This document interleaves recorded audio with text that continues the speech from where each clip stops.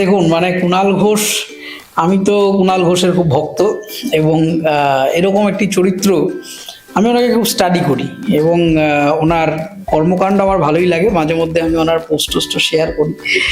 এবং কুণাল ঘোষ কি বললেন না বললেন সেটা সম্পূর্ণ তার ব্যক্তিগত ব্যাপার।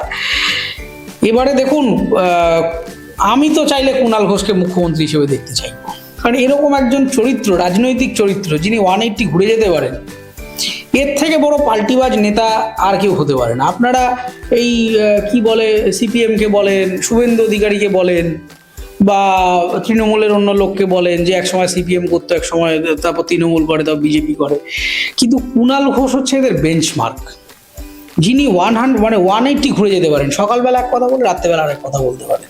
এইরকম নেতাকে আমি অন্তত বাংলার যা রাজনৈতিক আজকের দিনের যা পরিণতি, আমি হলে তো আমি মুখ্যমন্ত্রী হিসেবে কুণাল